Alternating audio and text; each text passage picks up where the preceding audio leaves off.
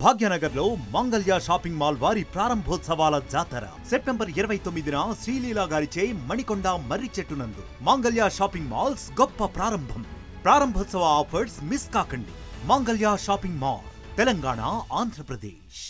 హిజ్బుల్లాకు పెద్ద దెబ్బ.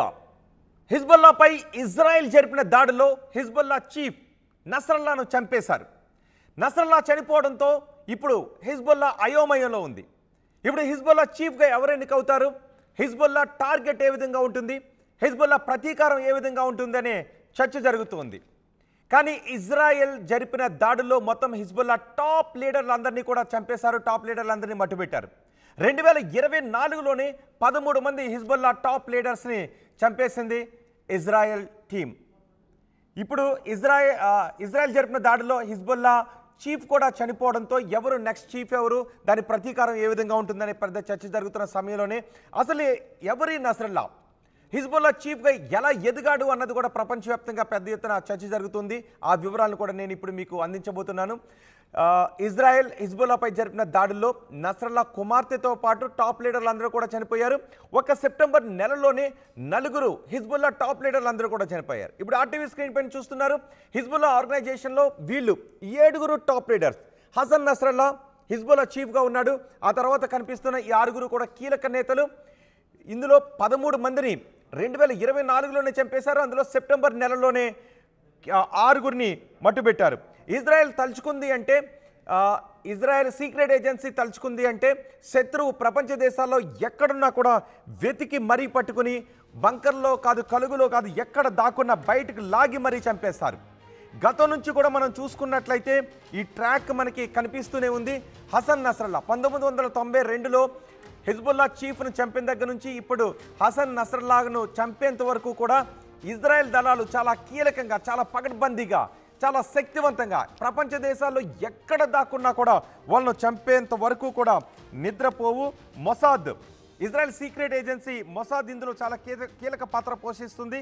అత్యంత శక్తివంతమైన ఏజెన్సీ మొసాద్ ఇప్పుడు హసన్ నస్రల్లాను కూడా బంకర్లో దాక్కున్నాడని గుర్తించి 10ల సంఖ్యలో బాంబులు వేసి హసన్ నస్రల్లాను చంపేశాయి. ఈ దాడిలో హసన్ నస్రల్లా కుమార్తె కూడా చనిపోయింది.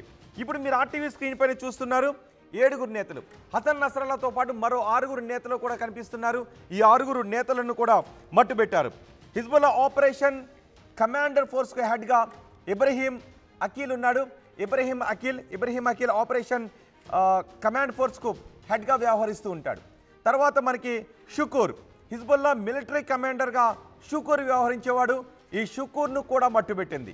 అలాగే అల్ కరకీ కూడా చాలా కరడు కట్టిన వ్యక్తి, కమాండర్గా అల్ కరకీ వ్యవహరించేవాడు. ఆ తర్వాత వసీం అల్ తలీవ్, రెడ్వాన్ ఫోర్స్ కమాండర్గా వసీం అల్ తలీవ్ వ్యవహరించేవాడు. తలీబ్ అబ్దుల్లా సెన్సార్ కమాండర్గా వ్యవహరించేవాడు. అజీజ్ యూనిట్ కమాండర్గా మహమ్మద్ నజీర్ వ్యవహరించేవాడు. మొత్తం ఈ 6 హసన్ నస్రల్లా చీఫ్ని, మొత్తం చీఫ్తో పాటు 7 కూడా మట్టుబెట్టింది. ఒక్క సెప్టెంబర్ నెలలోనే 4 టాప్ లీడర్స్ని మట్టుబెట్టింది. 2024లోనే మొత్తం 13 మంది నేతలను మట్టుబెట్టింది. 1992లో అప్పటి పాలస్తీనా లిబరేషన్ ఆర్గనైజేషన్ ప్రతినిధి అబ్దుల్ వాయల్ను రోమ్లో మొసాద్ ఏజెంట్లు కాల్చి చంపేశారు. అప్పటి నుంచి కూడా మొసాద్ అంచెలంచెలుగా బలపడుతూ వస్తోంది. మొసాద్ ఇజ్రాయెల్కు అత్యంత శక్తివంతమైన సీక్రెట్ ఏజెన్సీ. మొసాద్ ఎవరైనా టార్గెట్ చేసిందంటే ప్రపంచ దేశాల్లో ఎక్కడ ఉన్నా కూడా వెతికి పట్టుకుని మరీ చంపేస్తుంది. రోమ్లో మొసాద్ ఏజెంట్లు అప్పుడు కాల్చి చంపేశారు 1972లో. ఇప్పుడు 2024లో హిజ్బుల్లా చీఫ్ హసన్ నస్రల్లాను చంపడంలో కూడా మొసాద్ చాలా కీలక పాత్ర పోషించింది. అసలు ఈ హసన్ నస్రల్లా ఎవరు, హసన్ నస్రల్లా నేపథ్యం ఏంటి అనేది నేను మీకు వివరించబోతున్నాను. హసన్ నస్రల్లా తండ్రి ఒక చిన్న వ్యాపారి. హసన్ నస్రల్లా చిన్నప్పటి నుంచి మత విద్య పట్ల ఆకర్షితుడయ్యాడు. హిజ్బుల్లాపై వైమానిక దాడి చేసి చంపడంలో చాలా కీలక పాత్ర పోషించింది ఇజ్రాయెల్. మనకి ఇప్పుడు ఆర్టీవీ స్క్రీన్ పైన కనిపిస్తున్న వ్యక్తి హసన్ నస్రల్లా. దాడిలో హిజ్బుల్లా చీఫ్ హసన్ నస్రల్లా చనిపోయాడు. హిజ్బుల్లాను ముందుండి నడిపించడంలో హసన్ నస్రల్లాదే కీలక పాత్ర. ఈ హసన్ నస్రల్లా ఎవరు అనేది ఇప్పుడు నేను మీకు చెప్పబోతున్నాను. 32 సంవత్సరాలకే హిజ్బుల్లా చీఫ్గా బాధ్యతలు చేపట్టాడు హసన్ నస్రల్లా. హసన్ నస్రల్లాను లక్ష్యంగా చేసుకుని ఇజ్రాయెల్ దాడికి పాల్పడింది. హసన్ నస్రల్లా తండ్రి ఒక చిన్న వ్యాపారి. హసన్ నస్రల్లా 9 మంది తోబుట్టువుల్లో హసన్ నస్రల్లా పెద్దవాడు. హసన్ నస్రల్లాకు 9 మంది తోబుట్టువులు ఉన్నారు. 9 మంది తోబుట్టువుల్లో హసన్ నస్రల్లా అనే పెద్దోడు. బీరూట్లోని బౌజ్ మహదోలో నస్రల్లా జన్మించాడు. నస్రల్లా తండ్రి అబ్దుల్ కరీం ఒక చిన్న వ్యాపారి. కానీ హసన్ నస్రల్లా మాత్రం కరడు కట్టిన తీవ్రవాదిగా మారాడు. 9 మంది తోబుట్టువుల్లో పెద్దవాడు నస్రల్లా. 16 ఏళ్ల వయసులోనే షియా పొలిటికల్ పారామిలిటరీ గ్రూప్ ఉద్యమంలోకి నస్రల్లా చేరాడు. చిన్నప్పుడే మత విద్యను అభ్యసించాడు. ఇరాక్ నజాఫ్లోని మత విద్యా సంస్థలో 3 ఏళ్ల పాటు అక్కడ చదువుకున్నాడు.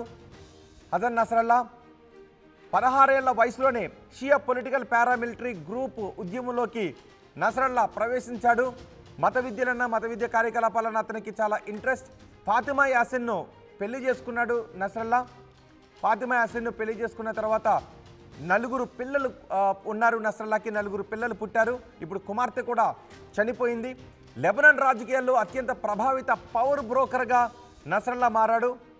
చిన్న వయసులోనే మత విద్య పట్ల ఆకర్షితుడై ఉగ్రవాద కార్యకలాపాలకు ఎంట్రీ ఇచ్చాడు. ఆరోగ్యం, విద్య, సామాజిక సేవా కార్యక్రమాల్లో చాలా ఆధిపత్యాన్ని కలిగి ఉన్నాడు నస్రల్లా. ఇరాన్ ప్రాంతీయ శక్తిగా ఎదగటానికి నస్రల్లా చాలా సహకారాన్ని అందిస్తూ వచ్చాడు. ఇరాన్ అక్కడ ప్రాంతీయ శక్తిగా ఎదిగిందంటే దానికి నస్రల్లా ఒక కారణం. జెరూసలంకు స్వేచ్ఛ కల్పించాలి అన్నదే నస్రల్లా లక్ష్యం. అందుకోసం చాలా పోరాటాలు చేశాడు. ఉగ్రవాద కార్యకలాపాలు ఎంతోమందిని మట్టుబెట్టాడు కూడా. రాజకీయ మిలిటెంట్ నేతగా నస్రల్లా మారాడు. ఇటు రాజకీయాల్లోనూ అటు మిలిటెంట్ నేతగా కూడా రాజకీయ ప్రభావాన్ని చూపించేవాడు. 20 ఏళ్ల క్రితం ఇజ్రాయెల్ దాడి తర్వాత నస్రల్లా పేరు ఎక్కువగా మారుమోగింది. అప్పటి నుంచే శత్రువుగా మారాడు ఇజ్రాయెల్కి. 20 ఏళ్ల క్రితం దాడి జరిగిందని 18 ఏళ్ల క్రితం ఇజ్రాయెల్ యుద్ధంలో కూడా నస్రల్లా కీలక పాత్ర పోషించాడు. అప్పటి నుంచి ఇజ్రాయెల్ నస్రల్లాను మట్టుబెట్టాలని ప్రయత్నిస్తూ వస్తోంది. 2006లో ఇజ్రాయెల్ యుద్ధంలోనూ నస్రల్లా కీలక పాత్ర పోషించాడు. అప్పటి నుంచి ఇజ్రాయెల్కు బద్ధ శత్రువుగా నస్రల్లా మారాడు. నస్రల్లాను అంతమొందించాలి అని ఇజ్రాయెల్ ప్రయత్నం చేస్తూనే వస్తుంది. నస్రల్లాను అంతమొందించడానికి ఇజ్రాయెల్ చాలా స్కెచ్లు వేసింది. మొసాద్ చాలా స్కెచ్లు వేస్తూ వస్తుంది. ఎప్పుడు బంకర్లోనే హిజ్బుల్లా నేత దాక్కుంటూ ఉండేవాడు. ఎప్పుడు బంకర్ల నుంచి బయటకు వచ్చేవాడు కాదు నస్రల్లా. షియాల తరపున ఆందోళనల్లో నస్రల్లా ఎక్కువగా పాల్గొనేవాడు.